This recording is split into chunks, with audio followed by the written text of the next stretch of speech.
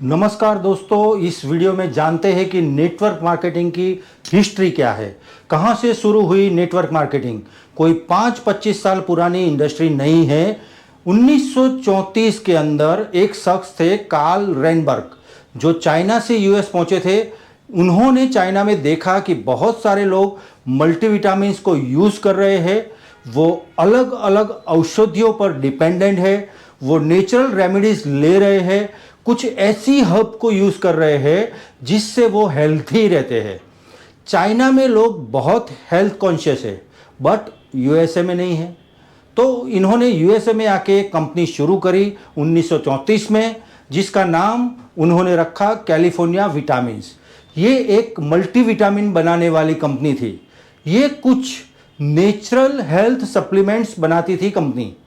पहले सिर्फ कैलिफोर्निया में थी, ये जल्द ही से ये फैल गई, बड़ी बन गई, लोगों को बहुत पसंद आए प्रोडक्ट। तो इस कंपनी का नाम चेंज कर दिया।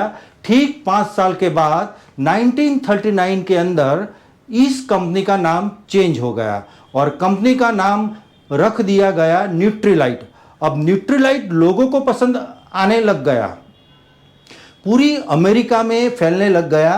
पर न्यूट्रीलाइट में उन्होंने एक चीज नोट करी कि लोग जो प्रोडक्ट खरीद रहे हैं वो एक्चुअल में रेफरेंस से ज्यादा खरीद रहे हैं। लोगों को जो फायदा हो रहा है वो लोगों को बता रहे हैं। एक्चुअल में जो कस्टमर आ रहे हैं वह रेफरेंस बेस्ड आ रहे हैं, ना कि डायरेक्ट आ रहे हैं। उन्होंने सोचा कि मैं अलग अलग जगह डिस्ट्रीब्यूट क्रिएट करूं, उसकी जगह जो मेरे एग्जिस्टिंग कस्टमर है उन्हीं को अपना डिस्ट्रीब्यूटर बना दूं। जब यही मेरा प्रचार कर रहे हैं, यही वर्ड ऑफ माउथ प्रमोशन से मुझे बिजनेस लेकर आ रहे हैं, तो इन्हें कुछ मुनाफा दे देते हैं और फिर देखते हैं कि क्या होगा। तो उन्होंने 2% का कमीशन रखा और लोगों को बोला कि सर, आप हमारे कस्टमर हैं, आप हमसे प्रोडक्ट लेते हैं, तो अगर आप लोगों को बताएंगे तो जो भी हमारी सेल आपके थ्रू होगी, हम उस पर 2% का मार्जिन आपको देंगे। ना कि सिर्फ इतना, बल्कि वो लोग भी अगर आगे किसी को बताते हैं उसका भी हम आपको मार्जिन देंगे। इस तरीके से पहली बार दुनिया में इंट्रोड्यूस हुई मल्टी लेवल मार्केटिंग। यहां पर 2 लेवल पे पैसा मिलना शुरू हो गया। इंसान जो लोगों को वर्ड ऑफ माउथ प्रमोशन के थ्रू एक प्रोडक्ट के बारे में बता रहा है, अब बहुत सफलता मिल रही थी, लोग बताने लग गए। तो 1949 के अंदर 4 साल के बाद 2 लोगों ने न्यूट्रीलाइट को ज्वाइन किया। उनके मल्टी लेवल मॉडल के अंदर 2 लोगों ने ज्वाइन किया और पहला इंसान था जे वैन एंडल और दूसरा इंसान था रिचर्ड डिवॉस। ये 2 लोगों ने जब न्यूट्रीलाइट को ज्वाइन किया, इन्होंने बहुत काम किया और 10 साल तक काम किया, 1959 तक काम किया, जब तक न्यूट्रीलाइट ने अपनी कुछ पॉलिसीज चेंज नहीं करी। न्यूट्रीलाइट दोबारा से ट्रेडिशनल बिजनेस मॉडल की तरफ जा रही थी। उन्होंने डिस्ट्रीब्यूटर के ऊपर उतना फोकस नहीं किया, तो 2 लोग न्यूट्रीलाइट से अलग हो गए और इन्होंने एक कंपनी की स्थापना करी जिसे आज आप एमवे के नाम से जानते हो। एक्चुअल में इस कंपनी का नाम है द अमेरिकन वे और इसे शॉर्ट में बोलते हैं कि एमवे। ये कंपनी की स्थापना करी। सबसे पहले जो एमवे प्रोडक्ट बेचती थी वो क्लीनिंग प्रोडक्ट बेचती थी। घर में सफाई का जो सामान होता है, कुछ लिक्विड ऐसे आते हैं डिटर्जेंट टाइप के, वो आता है लिक्विड, और वो एमवे बेचती थी। पर जैसे जैसे एमवे ग्रो करती गई, एमवे ने डिस्ट्रीब्यूटर के ऊपर फोकस किया और 2 लेवल पे नहीं, लोगों को 3 लेवल पे पैसा देना शुरू किया इनिशियली। उसके बाद उन्होंने बार बार अपने जो मार्केटिंग मॉडल थे वो चेंज करे जिसे डिस्ट्रीब्यूटर का फायदा हो। 1972 तक एमवे की ग्रोथ एक्सपोनेंशियल थी।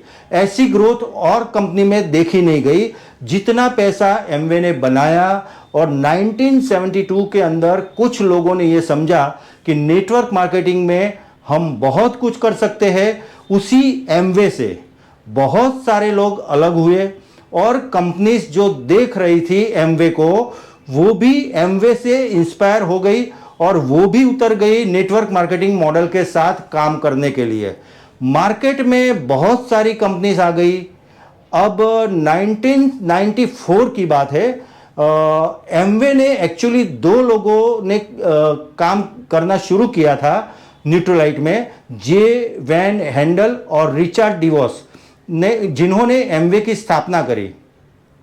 1994 में एमवे ने न्यूट्रलाइट को ही खरीद लिया।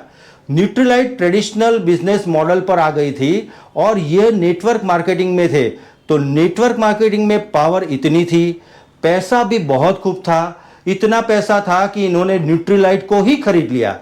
आज एक्चुअल में एमवे ने न्यूट्रलाइट को खरीदा हुआ है।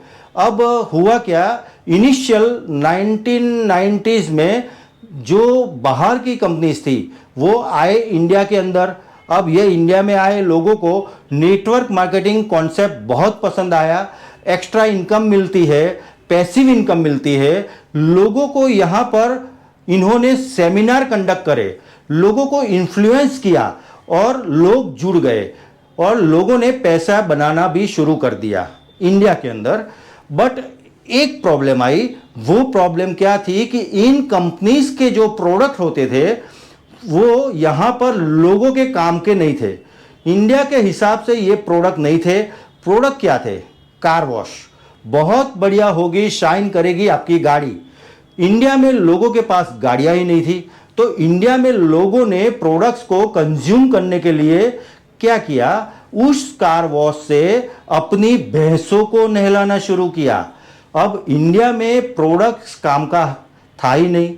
जो इंडिया में उन कंपनीज में जो लोग काम करते थे उन्होंने देखा कि प्रोडक्ट्स काम का नहीं है, प्लान बहुत काम का है, लोगों को नेटवर्क मार्केटिंग बहुत पसंद आ रही है। इन्होंने क्या किया, इंडिया में एक वर्ड बहुत मशहूर है जिससे बोलते हैं जुगाड़। उन्होंने जुगाड़ शुरू किया, प्रोडक्ट ही हटा दिया, सिर्फ प्लान पे काम हो रहा है, पैसे लगाओ और पैसे बनाओ, पैसे लगाओ पैसे बनाओ। ये यहां से शुरू हुई चीट फंड कंपनीज। अब ये चीट फंड में क्या होता था कि पैसा लगाओ पैसा बनाओ, ऐसी पॉन्जी स्कीम आ गई। सिर्फ पैसा लगता था, प्रोडक्ट के नाम पे कुछ नहीं था। उसके बाद लोगों को बहुत लॉस झेलने पड़े क्योंकि ऐसी कंपनीज एक्चुअल में लोगों को पैसा लेके भाग गई, क्योंकि कुछ ऐसे लालची लोगों ने ये कंपनी शुरू करी थी, ये चीट फंड स्कीम, ये पॉन्जी स्कीम, जो सिर्फ अपना मुनाफा चाहते थे, लोगों का नहीं। वो मल्टी लेवल मार्केटिंग के थ्रू काम नहीं कर रहे थे, वो एक्सक्लूसिव में पॉन्जी स्कीम चला रहे थे। तो लोगों का बड़ा लॉस हुआ, खासकर साउथ इंडिया के अंदर और पंजाब साइड के अंदर इंडिया में लोगों का बहुत लॉस हुआ। ये सब हुआ लोगों के साथ। तो लोगों ने नेटवर्क मार्केटिंग पे भरोसा करना ही बंद कर दिया और इन्होंने और एट्रैक्टिव स्कीम निकालनी शुरू करी। प्रॉपर्टी इन्वेस्टमेंट, गोल्ड इन्वेस्टमेंट, वो भी मल्टी लेवल मार्केटिंग के थ्रू। एक्चुअल में जो रियल कंपनीज थी वो हाईलाइट नहीं हो पा रही थी और जो लोग गलत कर रहे थे वो हाईलाइट हो रहे थे। हर जगह वो हाईलाइट हो रहे थे। आप जिंदगी भर लोगों का भला करते हो, आप हाईलाइट नहीं होंगे। अगर आप किसी का गलती से भी गलत काम कर दो, आप अगले दिन अखबार में आ जाओगे। तो लोग जो गलत कर रहे थे वो हाईलाइट हो रहे थे और अच्छी कंपनीज के बारे में कोई बात ही नहीं कर रहा था। लोगों ने समझ लिया कि नेटवर्क मार्केटिंग ठीक नहीं होता है, हमें नहीं करना है, क्योंकि ऐसी स्कीम्स के बारे में हर जगह सुनने में आया था कि ये स्कीम्स गलत होती है। गवर्नमेंट ने भी उसके ऊपर एक्शन लिया और इंडिया में डायरेक्ट सेलिंग एसोसिएशन का भी निर्माण हुआ। किंतु गवर्नमेंट को हर चीज को ठीक करने में टाइम तो लगता है, स्कीम्स चलती रहे, पर लोगों का जब इतना गलत लगने लग गया कि लोगों को सुनने में आ गया कि गलत होता है, लोगों का विश्वास उठ गया नेटवर्क मार्केटिंग से। और आज भी अगर आप अपने फादर की एज का कोई इंसान से पूछो कि नेटवर्क मार्केटिंग कैसा होता है, तो वो लोग बोलेंगे बेकार होता है। हमसे हमने बहुत कंपनीज देखी है, हमने बहुत स्कीम्स देखी है, तो ये वो स्कीम्स थी, बट उसके बाद क्या हुआ कि इंडिया में एक्चुअल में सही कंपनीज ने जन्म लिया जो अपने प्रोडक्ट्स को लोगों तक पहुंचाना चाहती थी, और जिन कंपनीज ने मल्टी लेवल मार्केटिंग का सहारा लिया, क्योंकि उन्हें पता था कि मल्टी लेवल मार्केटिंग में बहुत पावर है। अगर कंज्यूमर को ही डिस्ट्रीब्यूटर बना दिया जाए, उससे पैसा दिया जाए, तो वो प्रचार करेगा। ये फंडामेंटल प्रिंसिपल है नेटवर्क मार्केटिंग का। उन्होंने काम करना शुरू किया और इस बार अपनी स्कीम को पीछे रखा, अपने प्लान को पीछे रखा और प्रोडक्ट को आगे रखा। प्रोडक्ट के ऊपर बात हुई। आप देखो कि जो अच्छी कंपनी से उन्होंने अपने प्रोडक्ट को पहले आगे रखा और लोगों को बोला कि प्रोडक्ट ट्राई करो, प्रोडक्ट पसंद ना आए तो वापस करो, और प्रोडक्ट अच्छा लगे तो प्रमोट करो। तो ऐसे ये जेन्युइन कंपनियां मार्केट में आने लगी, और आज आप देखिए मार्केट में इस तरीके की जेन्युइन कंपनीज ने नेटवर्क मार्केटिंग की छवि को दोबारा से सही करना शुरू कर दिया है। अब दोबारा से नेटवर्क मार्केटिंग में लोगों को अवेयरनेस आ गई है। गवर्नमेंट ने, डायरेक्ट सेलिंग एसोसिएशन ने नॉर्म्स लॉन्च कर दिए नेटवर्क मार्केटिंग कंपनीज के लिए। ये अगर है, ये गाइडलाइंस लॉन्च कर दिए हमने। ये गाइडलाइंस अगर कंपनी फॉलो कर रही है तो कंपनी ठीक है। एंड फाइनली नेटवर्क मार्केटिंग में अगर आप ऐसी कंपनी के साथ है, या आपने किसी कंपनी के बारे में सुना है जहां पे अच्छे प्रोडक्ट्स है, अच्छा कल्चर है, अच्छा प्लान है, तो वहां पे आप काम करके अपना फॉर्च्यून बना सकते हैं। और अगर प्रोडक्ट ही नहीं है, हवा में बातें हो रही है, तो वो एक पॉन्जी स्कीम है। ये आप समझ लीजिए।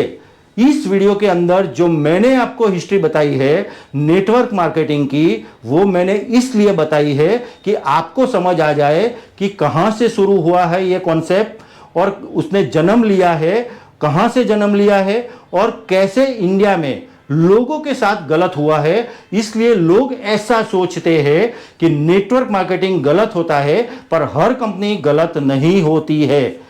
एक्चुअल में नेटवर्क मार्केटिंग एक बहुत पावरफुल मीडियम है, बहुत जल्दी पैसा कमाने का, और एक कंपनी के लिए भी जो अपने प्रोडक्ट को बहुत जल्दी कस्टमर तक डीप लेवल पर उतारना चाहती है, दोनों के लिए ही फायदा है।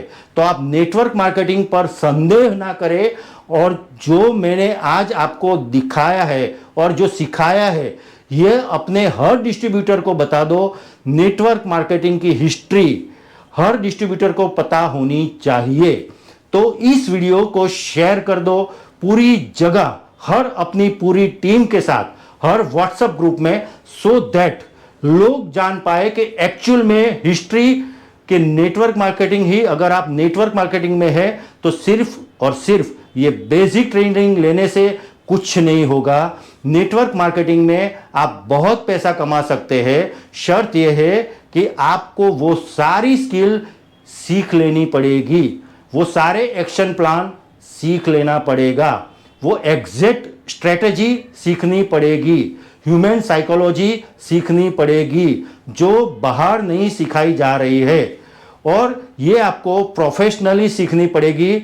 और वो आप सीख सकते हैं कंपनीज के मीटिंग्स और सेमिनार से।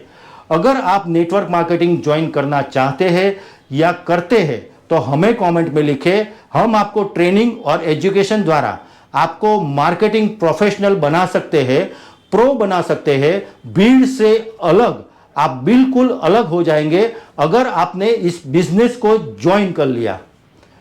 नमस्कार, जय हिंद।